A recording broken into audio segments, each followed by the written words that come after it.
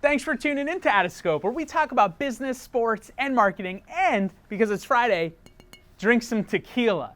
I'm Cristiano, CEO of BOLD Worldwide, and this is episode number 58 of Atascope. I'm here with Kyle Simmons, hey everybody, my director of sports marketing, and on today's episode, we talk about expectations for social marketing and the future of brick and mortar retailers. Sports marketing expert Brian Cristiano. Brian Cristiano. Sports fans are arguably the most passionate people probably on the face of this planet. Marketers and advertisers and brands always have to keep in mind, you have to play to the state of your audience. If you're not passionate, do something else.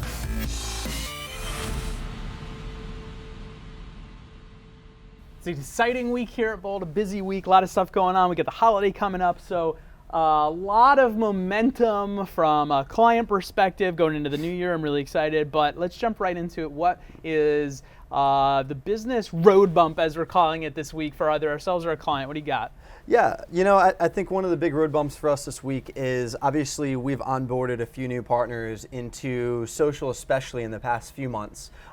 We have operated a few campaigns that have been extremely successful and seen great results through the past month specifically. Obviously Black Friday, lead up to holiday sales. And the discussions for these partners that have seen these incredibly successful ROI results has very quickly changed to them wanting to continue these hard sales efforts. So one of the road bumps that we've had to come across is, look, how do you communicate with your partners about sort of this balance between smart branding and directing the timing for proper hard sales calls? So you're saying, like, as far as clients that got really, like, they've salivated, newer clients into social that have salivated over the last month going like, holy crap, we've got some awesome sales coming in. This is amazing. Let's just berate everyone through social. Yeah. And like telling them like, yeah, that's fine during the right times and the right periods and the right frequency, but you also have to consider the community and the management and the like side of it, the branding side of it. Exactly.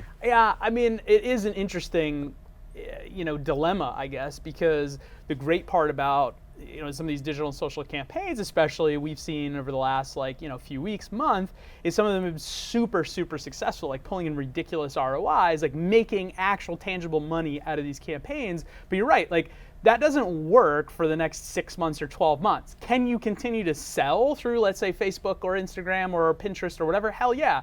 But at the same time, if you just berate that audience with like buy our stuff all year, like people are going to stop caring. And it's the balance of like letting those clients know that yes, you can have these super successful sales driven efforts. You have to balance that with the community management, with the story, and with the long-term branding, because if you berate these audiences, we know that in the next couple of years, like these are the people or these are the potential people that are going to be customers. And if they go away with everything, all the rest of the changes in the marketplace, like you need to be there and you need to manage those and cultivate that channel and not just drive it through like business sales always. So it is a balance and it's tough, right? Like, I don't know like what the exact answer is other than to tell them like it's a balance. Like you have to do it right. You got to think long-term, not just short-term sales. I think proper timing, and then obviously discounting and running sales as well. You don't want to continually discount. As successful as a short-term hard push discount can be,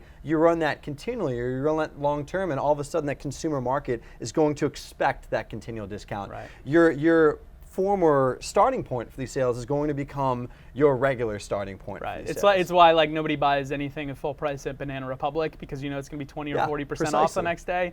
Yeah, I mean you set that bar and those expectations. So at the right cadence, the right time, the right frequency, it does well. Let's jump ahead. Marketing observations. You had an interesting one this week. Yeah, I think one of the sort of, I'm going to say upsetting realizations was going through Times Square. Obviously this last week saw, obviously it's very iconic red surfboards on the side of a Quicksilver building that has been there for years, the Quicksilver New York City Times Square location. That location is going out of business. Quicksilver obviously filed bankruptcy in September. They're shutting down both New York City locations as of Tuesday of next week. Right. Toys R Us closing the doors. You even look towards a brick and mortar store, City Sports has been a very popular running store in New York City. They're closing all of their doors as well. Right. It's a problem. It's a problem. Yeah. How do you deal with that as a business? You know? Yeah, I mean, I think it's unfortunate. It kind of stinks to see some of those iconic brands go away. but I think it just shows the change in times and where things are. Like, it reminds me of, remember the Virgin Megastore in Times Square? Yeah, I do. Right? Like, that was so iconic, but and they kept it around. Like, I remember reading Richard Branson saying, like, they kept it around probably 2 or 3 years too much longer than they should have. Like, he should have closed it way earlier. But that was that same transition from people buying physical CDs and tapes to downloading music online, and so that went away. And I think we're seeing the same thing with like just big box retailers and people selling in physical locations is transitioning to purchasing online. The Amazons of the world, or even your own e-commerce channels and social selling, etc., are starting to take over and clearly pulling a lot away from the retail stores. You know, I mean, I think that's just where it's going. There's no question. Well, no, I think that this sort of even leans right into the next question. Obviously, I ask you a question every week, and the immediate question that I came up with when I saw Quicksilver's going out of business store is, what's going to be the future of brick and mortar, right? I mean, these stores can't stay open. The rent is too damn high. Too damn high. Yeah, where is this leading? What can these companies do? You know, it's a really difficult balance, right? Because nobody wants to hear that maybe you should close down your doors and sell online. Like, I think it's just so kind of ingrained in our society of like having physical locations to go and buy at. Do I think it's going away entirely? No. People are always going to want to have that interaction. There's something sociable about going out and purchasing something in a store. However, the reality and the financial reality of what it is to do business in a brick and mortar store today is totally different than it was 10, 15, 20 years ago, right? Like now, I can get anything shipped here right now in the next 2 hours from Amazon, or just about anything, right? But why do I need to now go into a physical location to go and purchase that item? The reason and only reason I see in, like, let's say the next 5 years, for example, if I was gonna put a projection on it, the only reason that brick and mortar stores will survive are the ones that are differentiated in the marketplace, meaning like I have a reason to go there, that I will get a treatment, a service, an idea, or an experience that I will not get online. Whether that's just the interaction with the employees, whether that's trying stuff on physically, whether it's an experiential thing in a store.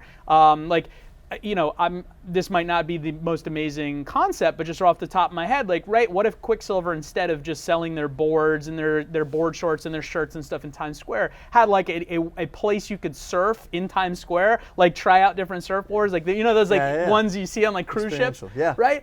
How many more people would have gone there and maybe left with a board, or like at least gone there and then maybe gone and even purchased from Quicksilver online because of the experience?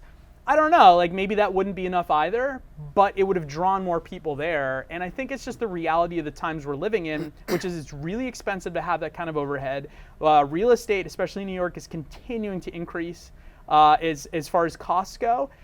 It's not a sustainable model. You have to move at least a large portion of your resources to sell online. And whether that's through third parties or your own, it has to go that way. And you have to look at, how do you differentiate yourself with the stores that you do have? And maybe it's a matter of consolidating some of those stores, putting more resources into e-commerce, and then really putting time and energy into how do we make a better experience in the store so people actually give a crap. Yeah, and even for some of these stores that have built up these tremendously trustful followings, carrying part of that customer service online.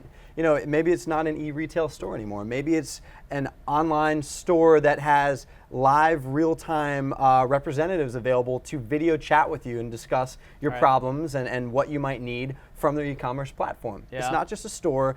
There are customer service experts there, maybe not through email or chat, maybe even through live video, so you can show them things, that you can discuss your problems, so that they can walk you through things in an area more effective than text. Yeah, I mean, you've seen that Hertz has actually implemented that, or they've tested it. I don't know how successful it was, but they tested it where you could go to a kiosk and you'd actually interface with a human who's at a call center through the kiosk. So you're dealing with a human and then they would print out your tickets.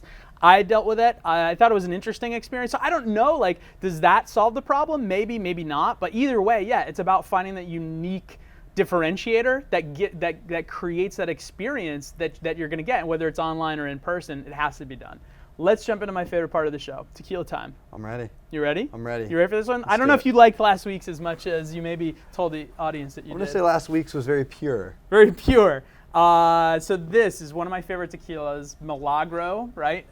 They're really big now, fortunately for them. Unfortunately, like, 10 years ago when I was really into tequila, like you couldn't find Milagro anywhere, but now you kind of get it anywhere. This is their like limited edition. There's like a blown agave glass plant in there. It's kind of cool. It's a reposado, and I don't know. This stuff is super smooth. This isn't a shooter. This is the stuff you drink. You enjoy it. I love this stuff. So you let me know what you think. Let's do it. Cheers. All right. It's definitely a lot smoother than last week's. Way smoother than last week. Yeah. A little smoky too, right? Yeah, absolutely. Anyway, all right.